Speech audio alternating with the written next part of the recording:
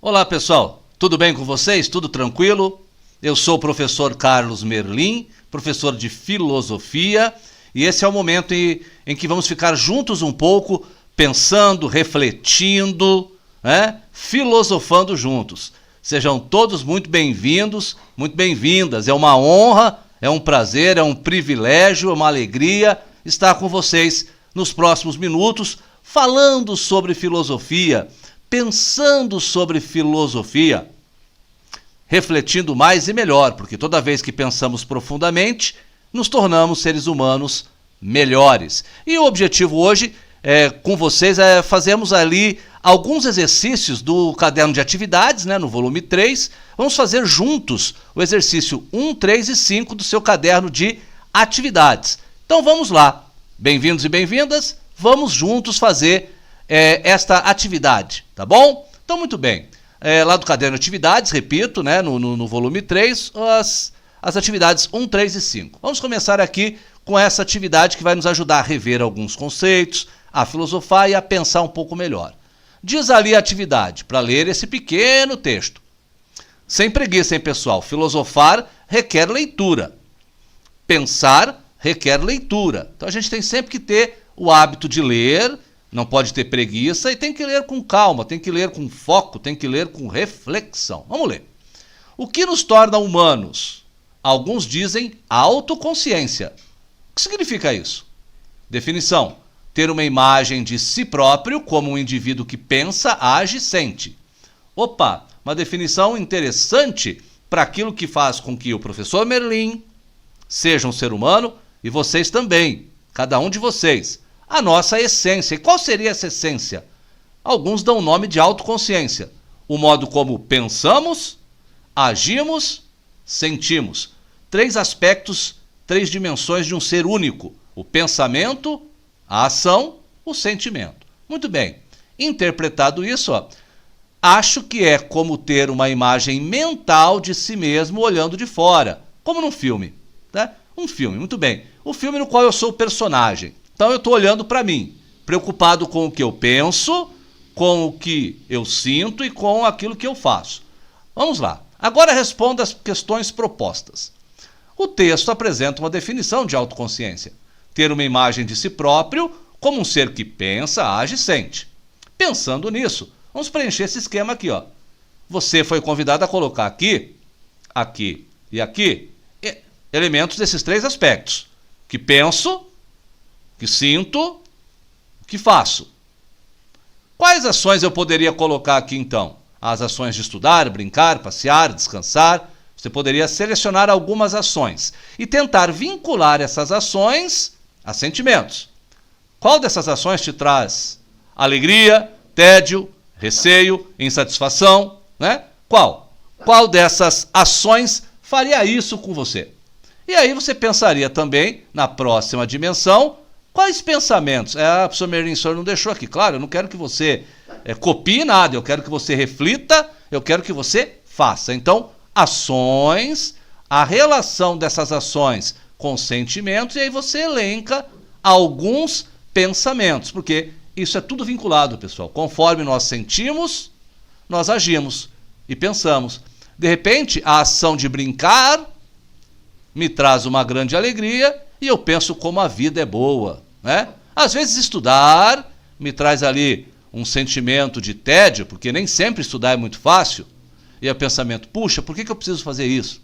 Mas às vezes a ação de estudar pode trazer alegria, pensando, nossa, eu estou me tornando um ser humano melhor, mais inteligente, Isso vai me trazer coisas boas no futuro. Então, analise seus pensamentos, sentimentos e as ações que nascem dali. Muito bem.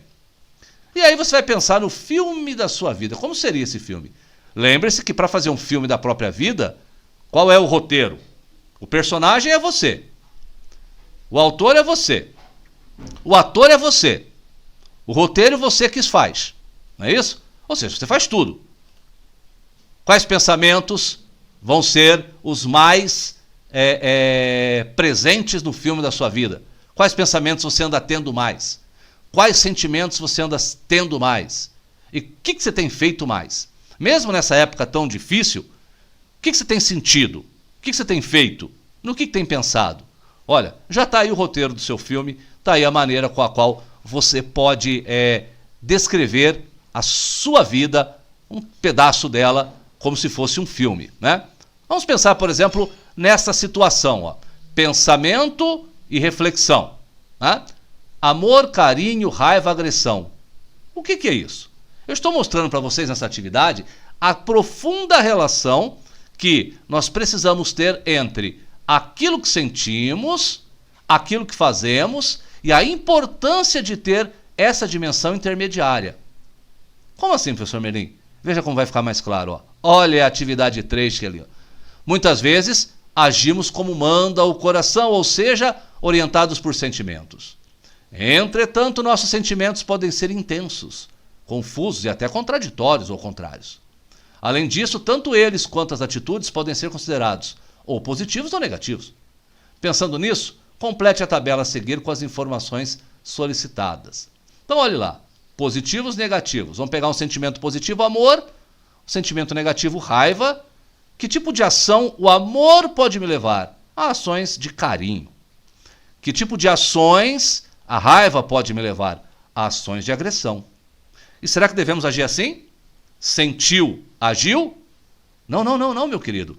Temos que antes colocar esse elemento também que pertence a nós, a nossa autoconsciência, a reflexão. Se eu amo, eu tenho que pensar em que, como esse meu amor, aí pela minha mãe, pelo meu pai, pela minha irmã, meu irmão, que tipo de carinho eu posso traduzir esse amor de uma maneira mais adequada? Se eu estou com raiva de alguma situação, de alguém, parto logo para a agressão? Não. Pensamento e reflexão. Vale a pena? Quais as consequências? Será que não é melhor eu trabalhar esta raiva e fazê-la passar do que já traduzi-la numa ação agressiva? Pensar antes. Não agir do sentimento para a ação, mas antes fazer um processo de reflexão. Pensar.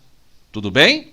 Então, vamos preencher depois. Gostaria, se você já não o fez, que preenchesse com mais alguns exemplos aqui de sentimentos, ações que sempre tem que ser mediada pela minha reflexão. Afinal de contas, eu sou pensamento, emoção e também sou ação. Não é isso?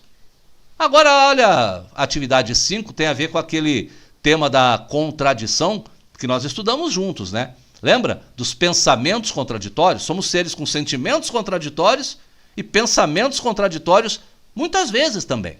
Então vamos aqui, ó, olhar aqui o cachorrinho e procurar criar. É o que pede aqui a atividade 5. Observe a ilustração. Observei. E para cada uma delas, crie 4 frases com termos indicados para a gente poder brincar um pouquinho com as contradições. Todos os cachorros são o quê? Alguns cachorros são o quê? Para a gente poder fazer uma contradição aqui e deixá-la bem evidente. Ou nenhum cachorro, alguns não. Puxa, pensa aí um pouquinho, como é que você faria? Pensou? Vamos dar algum exemplo aqui para você então? Uou! Todos os cães são ferozes. Alguns cães são ferozes. Não são todos ou são alguns? Se eu digo todos os cães são ferozes e alguns cães são ferozes, ó, será que eu estou aqui numa contradição? Vamos pensar? Vamos pensar aqui também, ó. Todos os cães são ferozes. Nenhum cão é feroz. Opa, juntando aqui esses dois, aí a contradição ela fica evidente. Todos com nenhum. Aqui também é uma contradição, mas ela não é tão evidente quanto essa daqui, né? Todos os cães são ferozes, nenhum cão é feroz. É óbvio que ou é isso, né? Vamos aqui com esses dois agora. Nenhum cão é feroz. Alguns cães não são ferozes. Alguns cães não são ferozes. Nenhum é feroz. Então como é que é algum... Ah, mas pode ficar mais contraditório ainda aqui, ó. Nenhum cão é feroz. Alguns cães são ferozes. Opa, se nenhum é, como é que alguns podem ser? Não é verdade? Então, você reviu aqui como os pensamentos podem ser contraditórios. Olha só. O que será que vem aqui na próxima atividade? Olha só. Sobre flores. Mesma atividade, então. O que você colocaria aqui para construir contradições? Todos com alguma, todos com nenhuma? Como é que você faria? Pensou sobre flores? Rosas. Me parece rosas aqui, hã? Vamos ver. Uma possibilidade. Todas as rosas são vermelhas. Algumas rosas são vermelhas. Todas ou algumas? Hã? Todas as rosas são vermelhas. Nenhuma rosa é vermelha. Ampla, forte contradição. Nenhuma rosa é vermelha. Algumas rosas não são vermelhas. Bom, nenhuma, não é só algumas. Estou dizendo que algumas rosas não são vermelhas. Estou dizendo que algumas são. E aqui eu estou dizendo que nenhuma é. Então, contradição. Todas as rosas são vermelhas, nenhuma rosa é vermelha. Muita contradição. Perfeito? Todas as rosas são vermelhas, algumas rosas são vermelhas. Contradição. Raciocínios que se excluem. E quero lembrar do critério para isso, hein? Ao mesmo tempo e sob o mesmo aspecto, né? Porque, de repente, em contextos diferentes, eu posso eliminar todas essas contradições. Tá? Num jardim onde primeiro eu olho e só vejo rosas vermelhas e digo todas as rosas são vermelhas. Aí eu dou um passo à frente e vejo umas rosinhas amarelas e digo, não, algumas rosas não são vermelhas. Mas foi em momento distinto, em contexto distinto. A contradição se dá quando nós estamos falando coisas opostas, pensando coisas opostas, ao mesmo tempo, sob o mesmo aspecto. E para finalizar, peixinhos. Olha o Nemo aqui, ó. Peixinhos. Todos, alguns, nenhum, alguns não. Como é que você faria? Quais frases você criaria para os peixinhos, brincando com as contradições de pensamento? Vamos ver o que eu fiz aqui? Todos os peixes são animais aquáticos. Alguns peixes não são animais aquáticos. Aqui, veja, alguns não, deveria estar aqui embaixo, né? Então, alguns peixes não são animais aquáticos, né? E aqui também deveria estar aqui em cima. Alguns peixes são animais aquáticos. Nenhum peixe é um animal aquático. Puxa vida. Todos os peixes são animais aquáticos? Nenhum peixe é animal aquático? Contradição. Todos os peixes são animais aquáticos? Alguns peixes não são animais aquáticos? Contradição. Todos os peixes são animais aquáticos? Alguns peixes são animais aquáticos? Todos ou apenas alguns? Por todos os lados que você brinque aqui, você verá contradição. Não sei se você usou esta frase ou pensou em outra, como todos os peixes vivem no mar. Sabemos que tem alguns que vivem no rio, ou nos rios. Então, a contradição, lembre-se, toda vez que você tem frases, pensamentos, reflexões que se excluem, que se anulam ao mesmo tempo, sob o mesmo aspecto. Meus queridos e minhas queridas, nós somos seres contraditórios no pensar, muitas vezes no sentir, muitas vezes no agir. Isso não nos faz sermos seres humanos melhores ou piores, diferentes uns dos outros. O importante é refletirmos sobre as nossas contradições de pensamento, sobre as nossas contradições de sentimentos. Foi de novo um prazer estar com vocês. Um grande abraço a todos. Tchau, tchau.